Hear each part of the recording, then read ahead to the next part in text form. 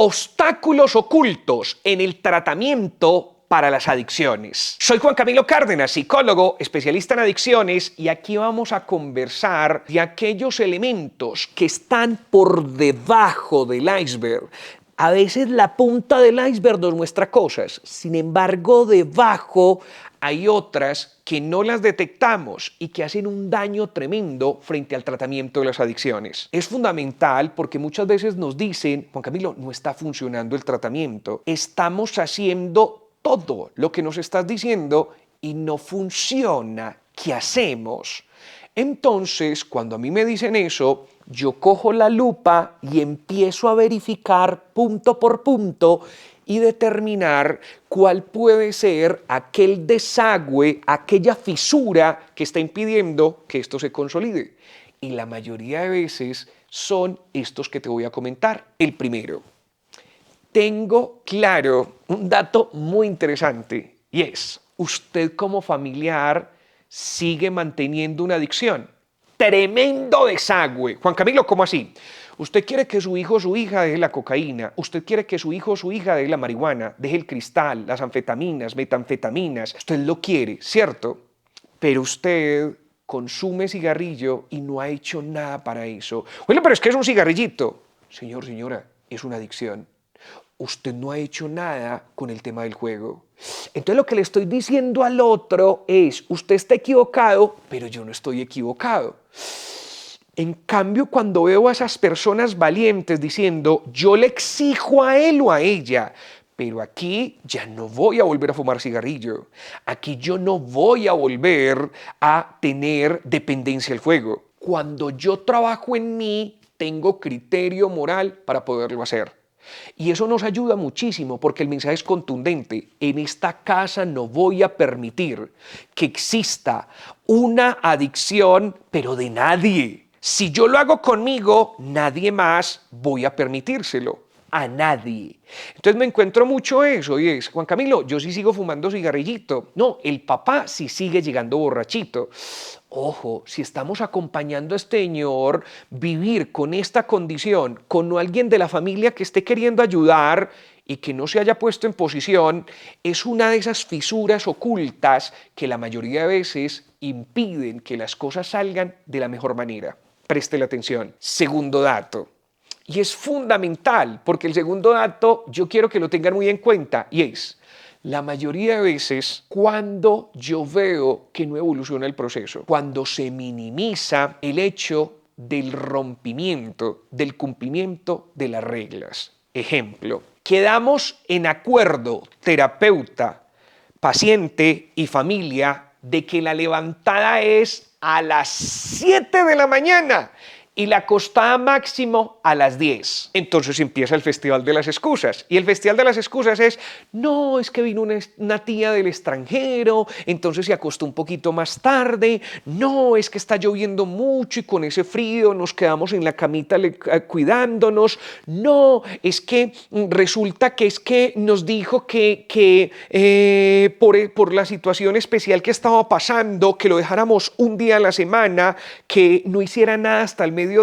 Señor, señora, su familiar acabó de afectar su cerebro y no tiene límite. Y usted con eso le está dando el permiso, está cediendo frente al hecho de que esa persona pueda gestionar en realidad esa conducta adictiva. Entonces no minimice. Recuerde, los he aclarado en otros videos. La falta debe de ser aquello que faltó, con lo cual lo que yo voy a reprender, la pérdida que va a generar, debe ser superior al placer que genera el consumo de la sustancia. Entonces quiere decir que tuvo un rompimiento de la regla, entonces tuvo una pérdida, no va a tener esto, esto y esto. Y a veces podría llegar a ser el que ya no viva dentro de la casa. Claro, esto aquí yo lo he hecho en los envíos, ustedes los pueden ver, lo hemos conversado. Esa no es la primera medida. La primera medida es ofrecer tratamiento, la segunda medida es, aquí estamos en disposición de poderte acompañar. Esa es la medida. Lo que pasa es que la mayoría de veces las personas con coadicción, que así se llaman, minimizan es que yo vi que estaba un poquito enfermito, es que yo vi que ayer se trasnochó un poquito, es que yo vi... Te mire que vamos juntando dos cosas. La primera, sigue habiendo adicciones dentro de la casa. Entonces, dígame con qué criterio. No le permito a este, pero a este sí le permito. Al hermano menor no, pero al hermano mayor sí. Al hijo no, pero al papá sí. Eso es complejísimo porque finalmente estoy autorizando las sustancias, estoy autorizando el comportamiento adictivo. ¿Qué pasa con las personas que básicamente en algún momento minimizan el rompimiento de las reglas? Se vuelve un juego. Entonces ellos en su cerebro de adicto todo el tiempo están diciendo, yo sé que nos podemos quedar hasta más tarde. Finalmente hacemos cara de yo no fui, ponemos la lágrima y nos va a terminar pasando todo. Yo sé que al principio va a alegar un poquito, pero después va a terminar entendiendo. Es que yo conozco, yo sé cómo manejar a mi mamá, yo sé cómo manejar a mi papá. Téngalo claro. Porque es fundamental que usted le está dando de manera implícita casi que un ejemplo a esa persona en donde no es interesante lo que le está diciendo. Le está diciendo que yo, como familiar, estoy de parte de la adicción y como estoy de parte, tengo complicidad con ella.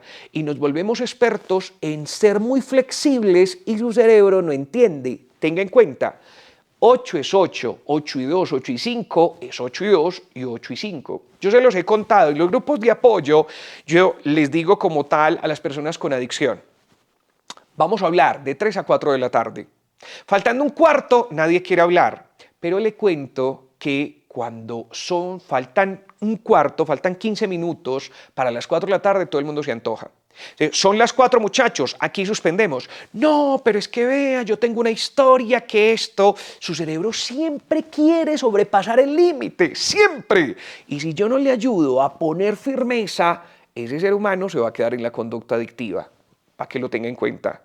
Tercer dato, no se le ocurra delante del consultante, del paciente, hablar mal del tratamiento. Porque cuando usted llega y habla mal del tratamiento, ahí se acabó todo. Usted llega y dice, no, pero es que eso sí debería ser tan estricto. No, yo no creo que ese doctor tenga la razón. No, pero es que entonces esto es demasiado complejo. No, le infló la camiseta cual jugador de fútbol que va a meter un gol. Se sintió autorizado, se sintió con todo el respaldo para decir que eso no funciona.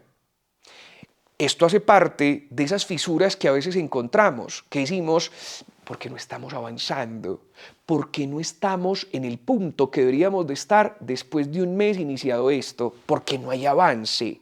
Entonces vamos a revisar, hay adicciones ocultas, estamos minimizando. Juan Camilo, definitivamente usted está hablando bien o mal del proceso. La mayoría de veces estos son elementos ocultos que no nos damos cuenta y que afectan directamente la funcionalidad del proceso. Fundamental, le cuento, de los 3 usted cree que cuál es el que más se presenta, de los 3 que le acabo de contar. Si usted está pensando en el segundo, tiene la razón. En su orden se presenta mucho más el segundo, posteriormente el primero y posteriormente el tercero, en su orden. Lo que pasa es que si yo no lo tengo definido y claro, lo tengo como algo muy incorporado, serán elementos que protejan mucho más el proceso. Si esto te fue de utilidad, contanos cómo te pareció. Por favor, compártalo, que puede ser que a otras familias le pueda ser interesante. Y a su vez, que si no se has podido suscribir al canal, lo puede hacer. Para nosotros es muy importante. Ustedes saben que aquí se les quiere bastante y ya saben cómo nos despedimos. Un abrazo, se les quiere mucho. ¡Chao!